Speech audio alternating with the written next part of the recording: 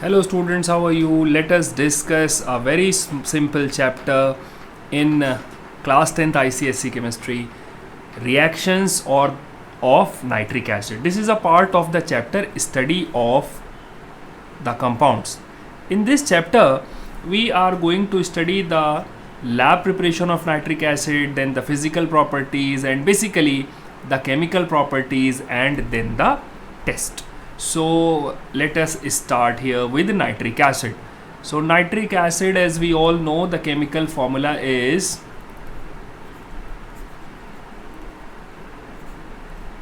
HNO3. What kind of an acid it is? It is a monobasic acid.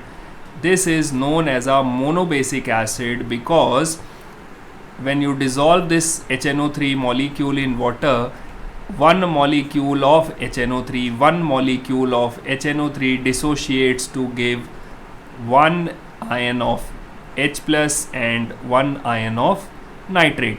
Because it is giving one, so it is known as a monobasic acid. Now see, when we talk about the nitric acid, the most important property of the nitric acid is that concentrated nitric acid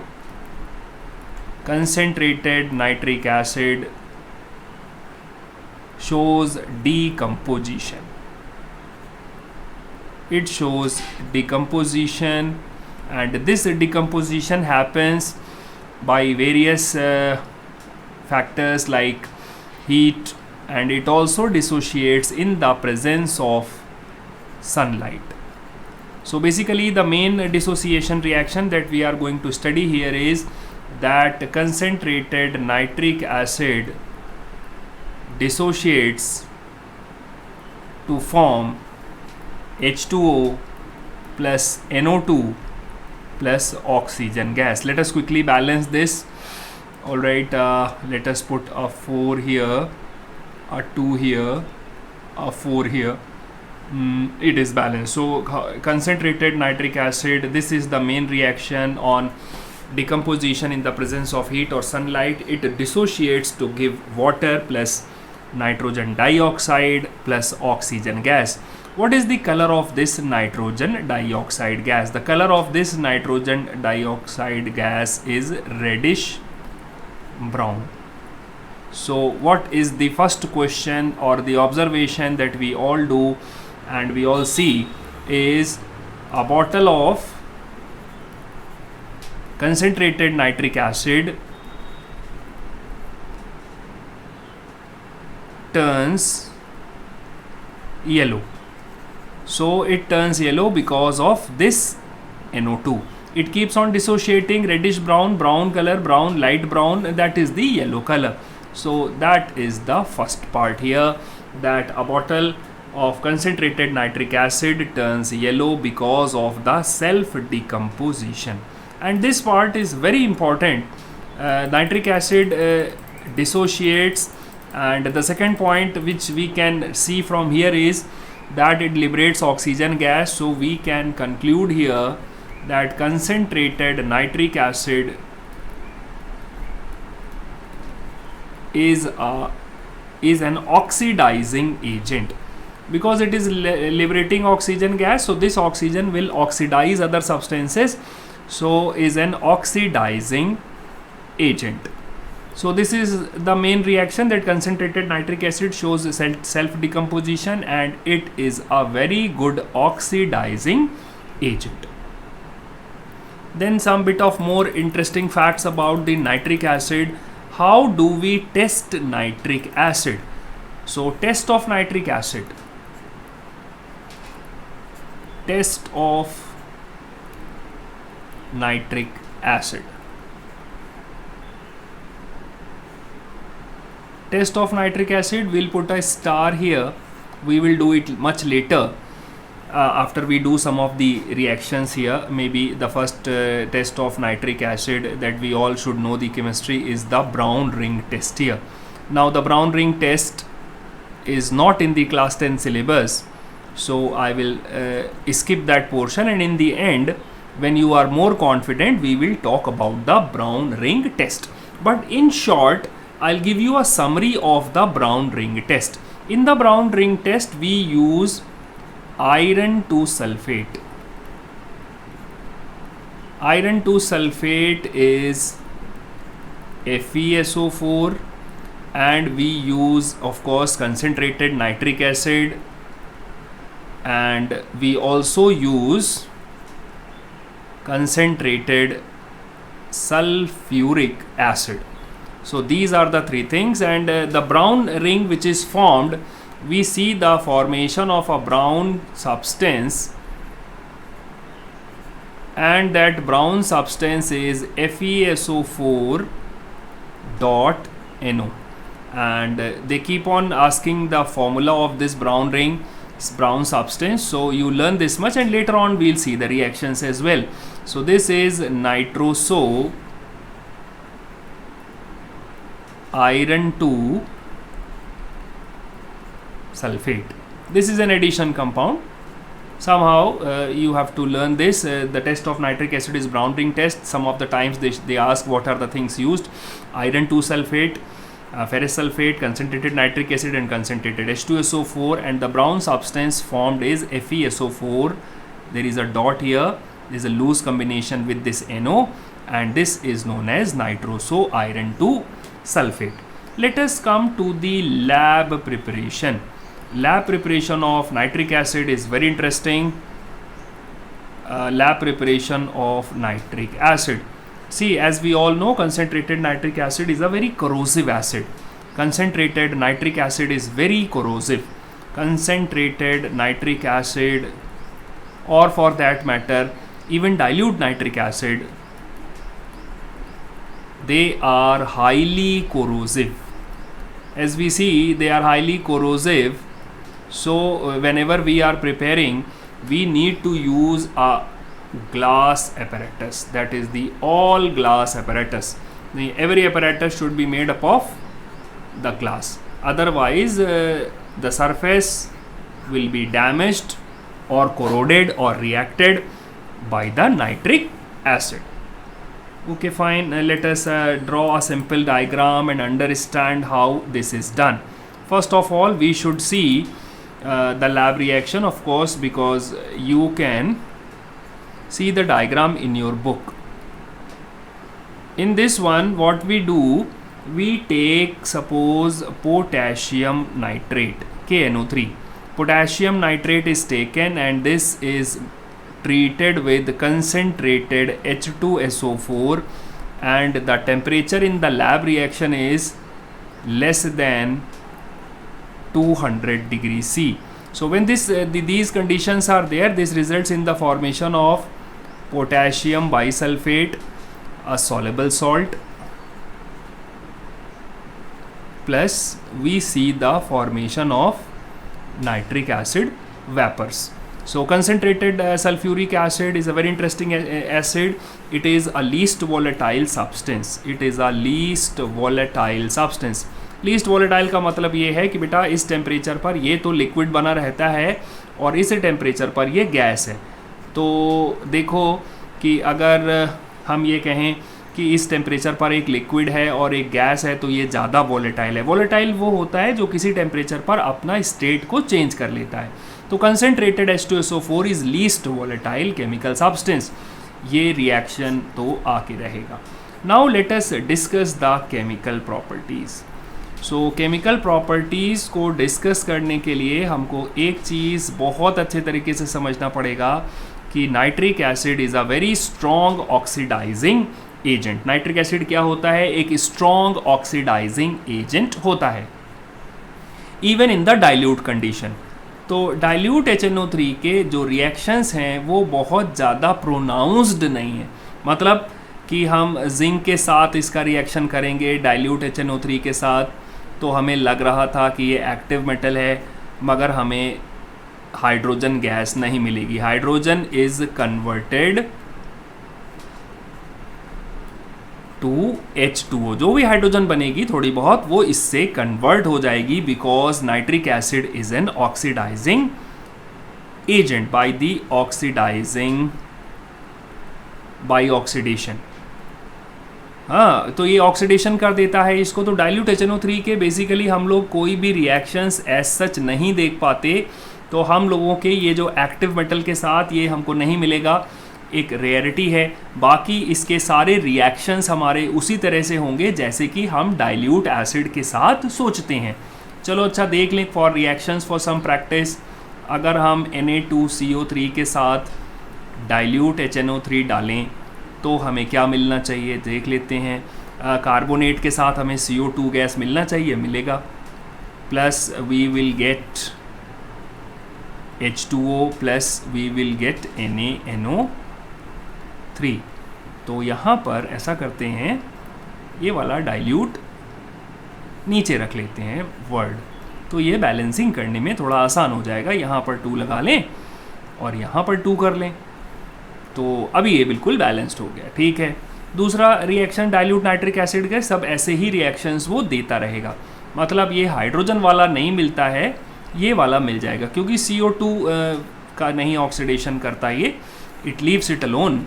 now let us see the main reaction of the dilute nitric acid, जैसे कि हमें मिलता है neutralization reaction. हाँ, neutralization reaction as it is हमको मिल जाएगा।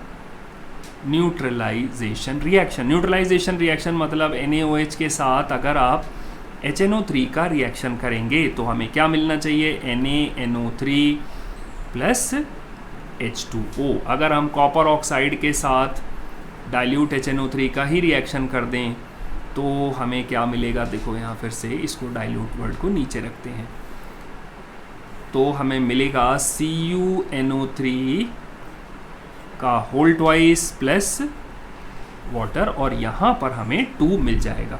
तो ये न्यूट्रलाइजेशन रिएक्शन बढ़िया तरीके से शो कर सकता है। अच्छा, आप मेन रिएक्शन देखो इसकी ऑक्सीडाइजिंग प्रॉपर्टी वाले, तो ऑक्सीडाइजिंग एक्शन के लिए तो बेसिकली हमारे लिए जो मोस्ट इम्पॉर्टेंट रिएक्शन है वो यहाँ पे देख लेते हैं, oxidation reactions of concentrated nitric acid. Oxidation reaction of concentrated nitric acid, इसमें थोड़ा सा होमवर्क भी देंगे हम, देखें आज तुम लोग को वो काम करना पड़ेगा।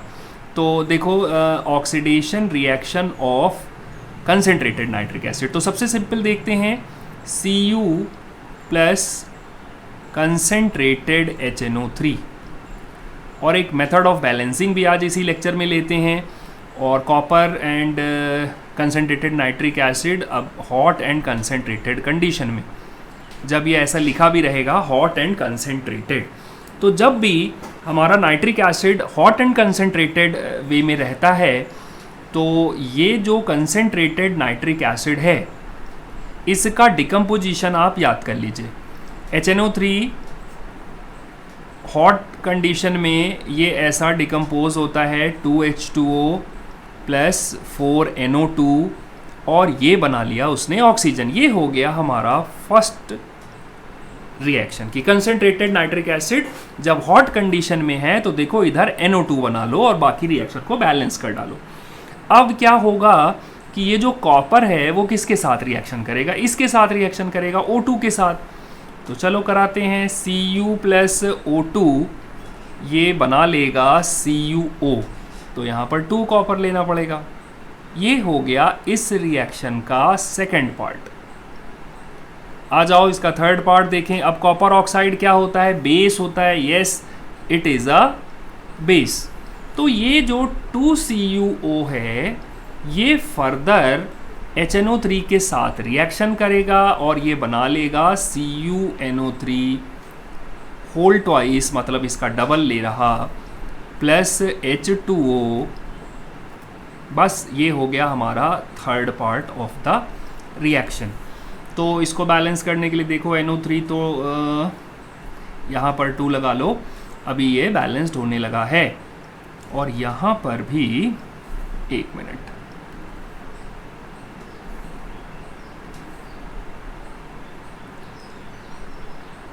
ऐसा कुछ इस रिएक्शन को ये इस तरीके से होगा।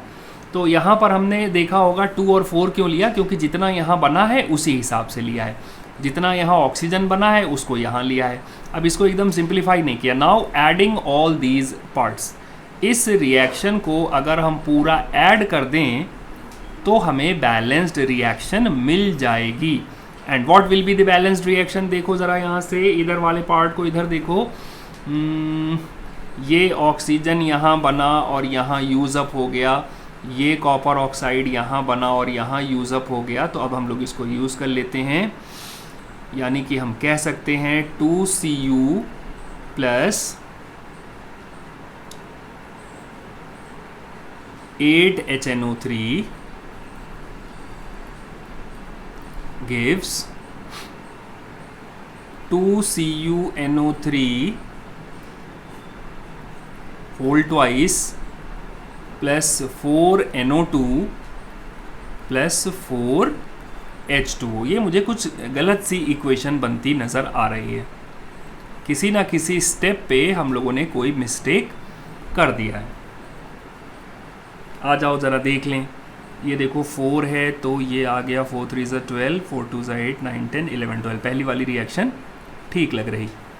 तो यहाँ से ये O2 लिया और ये 2Cu के साथ आ गया। 2Cu के साथ ये देखो 4HNO3 आ गया और ये 4HNO3 से आ गया हमारे पास। ठीक है, सीम्स टू बी करेक्ट। अब इस रिएक्शन को हम सिंप्लीफाई भी कर सकते हैं। अगर हम इस रिएक्शन को सिंप्लीफाई कर दें तो ये हो जाएगा Cu plus 4HNO3 gives CuNO3 whole twice plus 2NO2 plus 2H2O। इस रिएक्शन को क्रॉस चेक भी कर लेते हैं। देखो इधर कॉपर 1 है, इधर कॉपर 1 है, इधर 4H है और इधर भी 4H है। नाइट्रोजन देखो 4N है और 2N2 4N है। ऑक्सीजन कितना है 4, तो ठीक हो गया। तो ये वाला रिएक्शन हमको मिल गया। I hope you will practice this. अब यहीं पर देखते हैं कि वैसे ये क्वेश्चन रेयर है, कभी कभी वो पूछते हैं copper plus concentrated and cold HNO3। तो जब ये कोल्ड एंड कंसेंट्रेटेड HNO3 वाला रिएक्शन आए तो इसको ऐसे बैलेंस कर लिया करो। HNO3 जब इस समय डिसोशिएट होगा तो यहाँ बनेगा NO और O2। अब इसको बैलेंस करते हैं, यहाँ पे लेते हैं 2 और यहाँ पे ले लेते हैं 2, तो 2 3 ज़ा 6, तो ये नहीं बैलेंस्ड हुआ है। 2 2 ज़ा 4, 4 5, ठीक, सॉरी।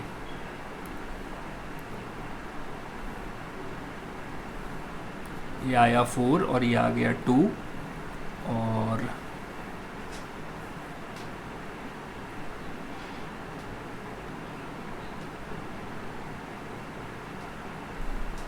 एक मिनट,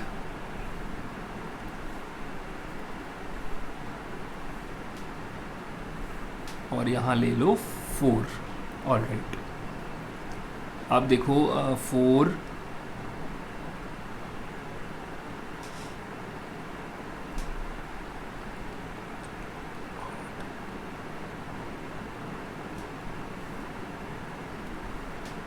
थोड़ा सा वर्कआउट करना पड़ता है बेटा। अब देखो हो गया 2 2 ज़ा 4, 4 4 8 और ये हुआ 9 10। अब देखो हो गया 3 2 ज़ा 6। हाँ, अभी देखो ये ऐसा बैलेंस्ड हो गया। 4HNO3 gives 2H2O plus 4NO2 plus 3O2। ऐसे आप सिंप्लीफाई करके बैलेंस आउट कर सकते हो। तो ये हो गया इसका रिएक्शन नंबर 1।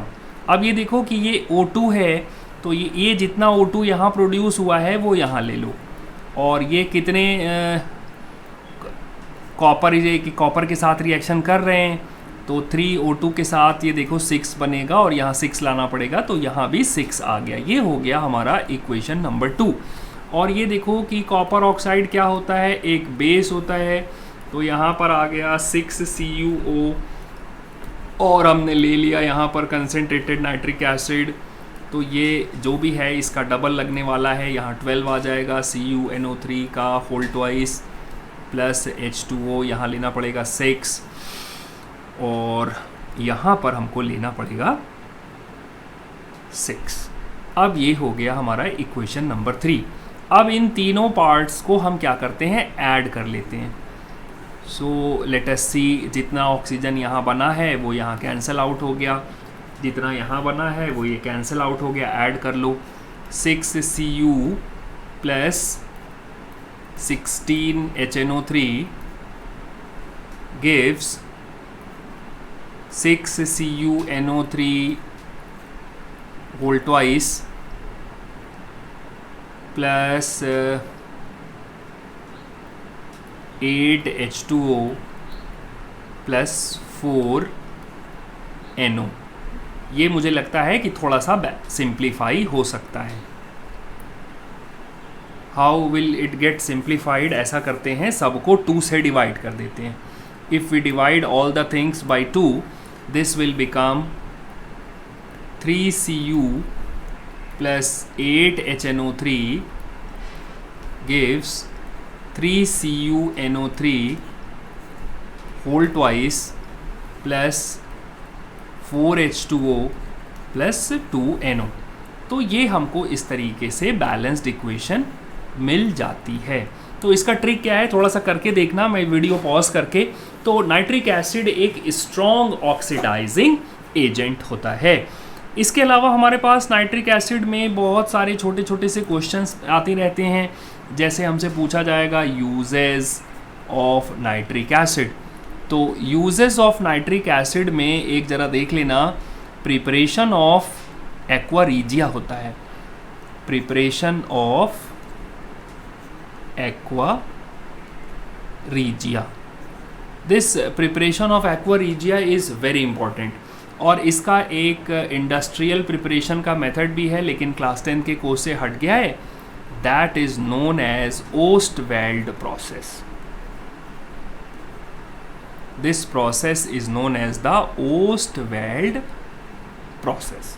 इस वीडियो को बेटा देखना, और इसका जो नेक्स्ट पार्ट है, बाकी जो इसमें है वो सेल्फ स्टडी करना, और कोई डाउट होगा तो मेरे को यहाँ पर लिखना, मैं और भी वीडियोस इस पर अपलोड करूँगा। Thank you, have a nice day. That's all in this lecture.